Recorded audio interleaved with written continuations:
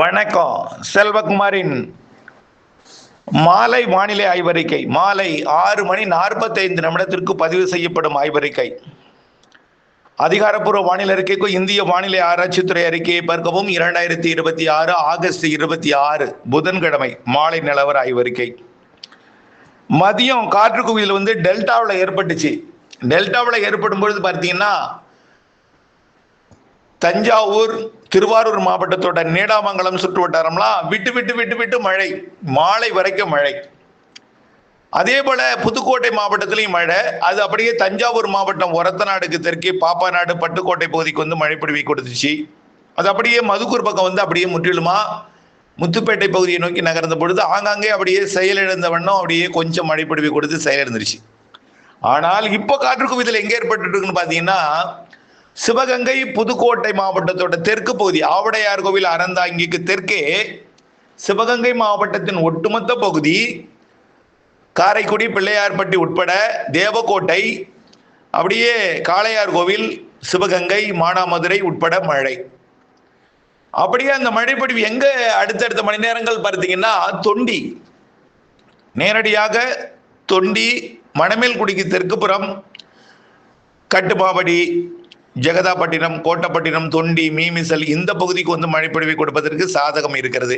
தேவிப்பட்டினம்லாம் ராமநாதபுரத்துக்கு வடக்கே, ராமநாதபுரம் மாவட்டம் வடக்கு கடலோரம்னு சொல்லலாம். சிவகங்கை மாவட்டம் மதுரை தொண்டி சாலை இந்த வழித்தடத்தில் அப்படியே கிழக்கு நோக்கி மழைப்பொழிவை கொடுத்து கடலுக்குள்ள இறங்கி அப்படியே இலங்கை பகுதிக்கு போக வாய்ப்பில்லை, அப்படியே செயலிழந்துடும். அடுத்தது சேலம் மாவட்ட பகுதியிலையும் மழைப்பொழிவு தொடங்கி அங்கே பொழிந்து கொண்டிருக்கு. சேலம் மாவட்ட பகுதியிலையும்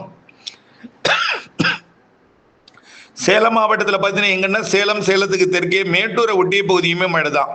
மேச்சேரி, மேட்டூர், அதற்கு வடக்கே இருக்கக்கூடிய மேட்டூர் நீர்த்தேக்க பகுதி, அப்புறம் பார்த்தீங்கன்னா தாரமங்கலம், இங்கெல்லாம் மழைப்பொழிவு தொடங்கியிருக்கு. சேலத்திற்கும் கிழக்கையும் மழை தான். அப்படியே பார்த்தீங்கன்னா இந்த தம்மம்பட்டி வரைக்கும் கூட மழைப்பொழிவு முன்னேறிட்டு இருக்கு. தம்மம்பட்டி வருமான்னு சொல்ல முடியாது, ஆனால் மழை வாய்ப்பு இருக்கு. வாழப்பாடிக்கும்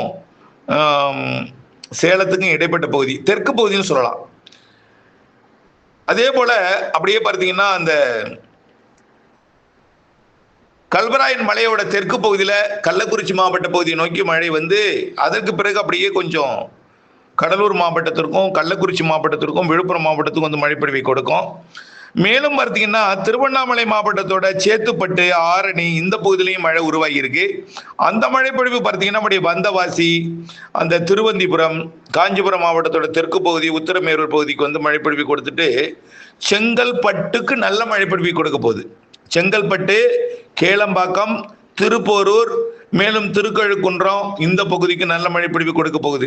அதாவது கல்பாக்கம் மற்றும் திருவான்மியூர் இடைப்பட்ட பகுதிக்கு நல்ல மழை தெரியுது இன்றைக்கு இரவு. அதே போல வட சென்னைக்கும் வாய்ப்பு இருக்கு.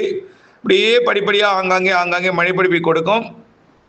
புதுக்கோட்டை மாவட்டத்துக்கும் மழை வாய்ப்பு தெரியுது. புதுக்கோட்டை மாவட்டத்தில் பார்த்தீங்கன்னா காரையூர் அந்த திருமயம், அரிமளம் இந்த பகுதிக்கும் மழை வாய்ப்பு தெரியுது. டெல்டாவிற்கு எதிர்பார்த்த மழை கொஞ்சம் வீக்காக தான் இருக்கு.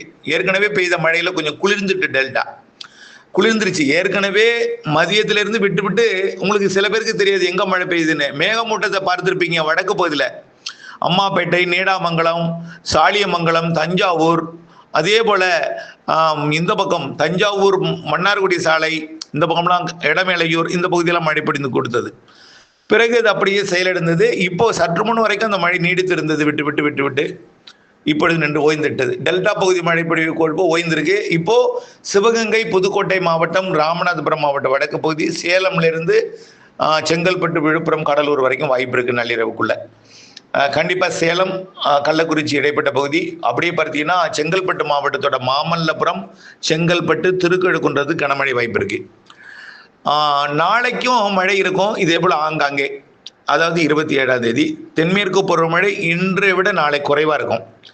மீண்டும் ஒரு தென்மேற்கு பருவமழை தீவிரம்னா 3ஆம் தேதியிலேருந்து நம்பிக்கையாக எதிர்பார்க்கலாம். 3ஆம் தேதியிலேருந்து அப்படியே 3 விட 4 கூடும், 4 விட 5 கூடும். அப்படியே வெப்பசலத்துடன் கூடிய தென்மேற்கு பருவமழை தான் முதல்ல இருக்கும். காற்று சுழற்சி 8ஆம் தேதிக்கு மேலே உருவாகுது. 8ஆம் தேதியிலிருந்து அப்புறம் ஒரு பெரிய தகவல் பார்த்தா, ஒரு வருத்தமான தகவல், நேபாளத்துல 2 மாவட்டத்துல பெருசரிவு, நிலச்சரிவு. இதை நாம ஏற்கனவே அறிவித்திருந்தோம். ஏற்கனவே இமயமலை ஒட்டிய பகுதி தான் இந்த மழைப்பொழிவு அதிகமான ஒரு இதை தரும், இமயமலை ஒட்டிய பகுதின்னு சொல்லியிருந்தோம். இந்த இமயமலை பகுதியை ஒட்டி இருக்கிறது தான், இமயமலை மேலே இருக்கிறது தான் நேபாளம். உத்தரப்பிரதேசம் மற்றும் பீகாருக்கு வடக்கு புறம் இருக்கக்கூடிய பகுதி நேபாளம். நேபாள பகுதியிலையும் மலை பகுதிகள், அதாவது எல்லாமே மலை மேலதான் இருக்கு. அதுலயும் சிகர பகுதிகள் இறைந்து சீன எல்லையோர பகுதியில் இந்த நிலச்சரிவு ஏற்பட்டிருக்கு. பலரிட்ட தமிழ்நாட்டின் பல மாவட்டங்கள், குறிப்பாக கும்பகோணம், மயிலாடுதுறை, இல்லட்டு திருவாரூர் இந்த பகுதியிலிருந்தெல்லாம் நிறைய பேர் போய் அங்கே சிக்கியிருப்பதாகவும், என்ன ஆனார்கள் என்று தகவல் இல்லையே தவிர தகவல் தான் கிடைக்கல. அவர் உயிரிழந்தாருங்கிறது எந்த ஆதாரமும் இல்லை. ஆனால் தகவல் தொடர்பு துண்டிக்கப்பட்டிருக்கு. அதனால ஒரு வியப்போ, ஒரு அச்சத்தோட பார்க்குறாங்க. நேபாளம்னா எல்லா இடத்துலையும் இந்த மாதிரி பாதிப்பு இருக்காது. 2 மாவட்டத்தில் இந்த பாதிப்பு ஏற்பட்டிருக்கு. தகவல் தொடர்பு கிடைக்காத காரணத்தினால அவரோட மலைப்பகுதிகளில் எல்லாம் ரேடாரே இல்லை. நம்மளோட மழை பெய்தாலும் பார்க்கறதுக்கு ரேடாரே அங்கே காட்டாது. ரேடார் வசதியே இல்லை. இப்போ அங்கே மழை பெய்ய போகிறதா என்று பார்ப்பதற்கு கூட ரேடார் வசதி இல்லை. செயற்கைக்கோள் படத்தை வைத்து நம்ம முன்னாடி கணிக்கக்கூடிய முன்னறிப்பு மட்டும்தான் கொடுக்கலாம். பெய்கிறதா என்று பார்த்தால் தெரியாது. மழை பெய்த பிறகு புள்ளி ஒரு அறிக்கையை வைத்து தான் காண முடியும். அங்கே ரேடார் கூட இல்லை மழை பொழிகிறத பார்க்கறதுக்கு. மழை பொழிவு வானிலை முன்னறிவிப்புக்கு மட்டுமே அங்கே இருக்கு. ஆகவே இந்த நிலையில தகவல் தொடர்பு என்பது கிடைக்காது. அதனால யாரும் அச்சப்பட தேவையில்லை. நன்றாக இருப்பார்கள், பாதுகாப்பாக இருப்பார்கள். விரைவிலே உங்களுக்கு தகவல் கிடைக்கும். ஆகவே அனைவரும் இந்த உயிரிழப்புல இந்த சேதத்தில் சிக்கியிருப்பார்களா என்று நீங்கள் அச்சப்பட வேண்டாம். தகவல் படிப்படியாக வரும், நல்ல தகவல் வரும். ஆகவே கவலைப்பட வேண்டாம். அதே போல இந்த நேபாள நிலச்சரிவு போலவே தொடர்ந்து இருக்கு. நிலச்சரிவு இருக்குன்னு சொல்ல முடியாது, மழை பொழிவு இதே போல இந்த மாத இறுதி வரைக்கும் இருக்கு. இந்த மாத இறுதின்னு இல்லை, தொடர்ந்து 3ஆம் தேதி வரைக்குமே இமயமலை ஒட்டிய நேபாளத்துக்கும் அதே போல சிக்கிமுக்கும் மேற்கு வங்கத்தோட வடக்கு ஓரம் அந்த பகுதியிலிருந்து உத்தரகாண்ட் வரைக்கும், குறிப்பா நேபாள பகுதிக்கு அடிக்கடி மழை, இந்த மாதிரி மழை பொழிவு தொடர்ந்து இருக்கு. ஒரு 2 நாளைக்கு இந்த மீட்பு பணிக்கு கொஞ்சம் இடைவெளி கொடுக்கும். பெருசா பாதிப்பு இருக்காது. ஒரு 2 நாளைக்கு மீட்பு பணிக்கு இடைவெளி கொடுத்து அதுக்கப்புறம் மழைப்பொழிவு தீவிரமடையும் என்று எதிர்பார்க்கப்படுகிறது. ஆகவே 28லிருந்து மீண்டும் நேபாள மழை தீவிரமடையும். இமயமலை ஒட்டிய பகுதி எல்லாமே தீவிரமா இருக்கும். ஆகவே அடுத்தடுத்த 2 நிகழ்வுகள் இமயமலை பற்றிய பகுதியை ஒட்டி போக போது, அடுத்த நிகழ்வு தான் அது ஒடிசா, ஆந்திர பிரதேசம் பகுதிக்கு வர இருக்கிறது என்பதையும் தெரியப்படுத்த விரும்புகிறேன். ஆகவே தொடர்ந்து வானிலை அப்டேட்ஸோட இணைந்திருங்கள். இந்த அறிக்கை கொடுப்பதற்கான தெற்கு டெல்டாவில் எதிர்பார்த்துட்டு இருப்பீங்க. ஆனால் மழை பெஞ்சது தெற்கு டெல்டாவில், பட்டுக்கோட்டை, பாப்பநாடு வரைக்கும் வந்துச்சு. அதே போல நீடாமங்கலம் பகுதிக்கெல்லாம் விட்டு விட்டு துறல், அம்மாப்பேட்டை, கோவில்பட்டியெல்லாம் விட்டு விட்டு துறல், மழைக்காலம் போலவே விட்டு விட்டு பெய்து கொண்டே இருந்துச்சு. அப்படியெல்லாம் தொடர்ந்து நீடித்து கொண்டே இருந்துச்சு. இப்போ அது விலகி சிவகங்கை மாவட்டம், புதுக்கோட்டை மாவட்டத்தோட அந்த மணமேல்குடி பகுதி, தொண்டி உள்ளிட்ட ராமநாதபுரம் மாவட்ட பகுதிக்கு இருக்கு. சேலம்லேருந்து வாழப்பாடி இந்த பகுதி, அப்படி தம்மம்பட்டி பகுதிக்கும் வாய்ப்பு இருக்கு. அது தம்மம்பட்டிக்கு வடக்க உறுதியா இருக்கு, கள்ளக்குறிச்சி மாவட்டத்துக்கும். வானிலை அப்டேட்ஸோட இணைந்திருங்கள். நாளை காலை சந்திப்போம். நன்றி.